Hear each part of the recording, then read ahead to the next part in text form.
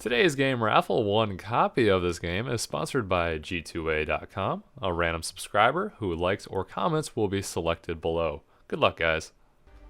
Hey, what's going on, guys? My name is Shibby. Today we're playing some more Europa Universalis 4, or as I like to call it, EU4.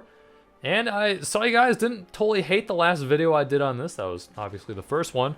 So I was like, hey, I'll do some more. I mean, I've put about 40 hours in this game so far. It's quite a bit for only doing one video, but sometimes you just kind of want to change a pace. You know, stop playing the FPS shooters for a second and maybe play a historical strategy game.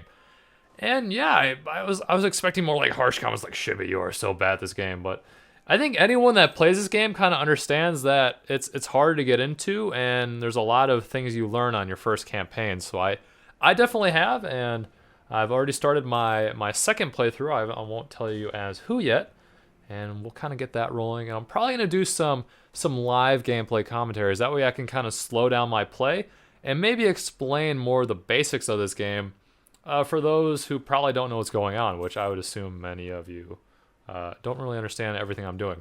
So once again, I'm playing as France, so I'm like the blue province or country upper right there, and right now I am sieging Spain. So I have my individual armies divided up, and I'm on each of their provinces or states, and then basically that causes them to become, I guess, in a siege, and they can't spawn or make more dudes to attack, which is pretty nice. So you kind of, I guess, suffocate them in some kind of sense. Anyways, they decided to declare war on myself and Burgundy. Burgundy is, I believe, the white with the red X. And Spain, it looks like they got some kind of agreement or peace treaty or truce where the Burgundy guys are trying to leave because they have the black little flag next to whatever, how many manpowers they have. Let's see, there's a guy with a 5 and whatnot. So they end up leaving. And that's just me, because I want to bleed Spain dry. Because screw those guys. They have such huge early game power as far as the colonists and all that. I was just kind of sad the whole game that sometimes they just be like, you know what?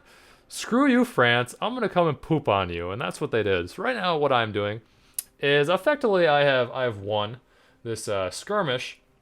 And I'm trying to pick what colonies or whatever states, provinces I want from them. And essentially, as you'll see bottom left, that will then add up in the peace offer value. So it looks like my war score against them is 74%. You want to have the peace offering within that kind of percentage. So I'm trying to get the best deal for myself, where I get the maximum amount of land, or just kind of like the best situation. So maybe I can like make one of their treaties with, say, like Portugal. I can just make that go away. Like they'll agree to like just let Portugal do its own thing, and then maybe I'll go attack Portugal. So it works out where you can kind of play the field of, hey, like I won, so you know you're not going to be allies with Great Britain anymore, and then you can like just work that into your advantage, or I guess. So it's pretty cool. I'm definitely going to take that into my second gameplay or campaign, and really hopefully kick some ass and not have some of the early failures that I had. Right now what's going on screen, I'm still waiting, or still letting the war score add up. So right now it's at 90% because Spain is still getting choked out. I still, Cacares or whatever, bottom middle, I'm still sieging a couple of their spots and taking out some rebels. So right now, as your nation is in war, there's kind of like a war struggle, or just people just get over anxious essentially, and they want the war to stop, and then they'll revolt. He's gonna go and stomp the rebels because you have a pretty baller-ass army. But sometimes, and what just happened there, the rebels just popped up on one of my armies of 1, and they just pooped on them. But then I can bring in my army of 23 or 28 or whatever that was and just completely own them. So it really does work out quite well. Anyways, let's transition then to my end screen. So this is like the final screen. If you're playing like Call of Duty, this would be like your KD ratio. Basically, I played the full year, so from 1444 to 1821. I was the 10th ranked country in the world, a score of 2318. I don't think that's very good when Spain has like 7,400, or yeah, Russia has 5,300. So I'm learning, and I'm gonna do better. And I'm gonna get some early colonists, and I'm gonna take like all of Africa and all the United States, and I'm just gonna make everyone pay. Yeah, but I'm not going to play as Francie. I'm going to pick someone else and mix up a little bit.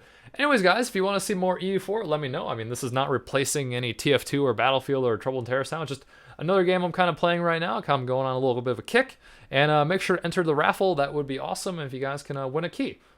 Once again, thank you guys for watching my latest EU4 video. If you want to check out the video on the left or the right, check the links in the video description. My name is Shibby. I really do appreciate you guys watching. And hopefully I will see you guys all in the next video. Later, guys. I am the rocket man they talk about. I jump from star to star, I'll walk it out.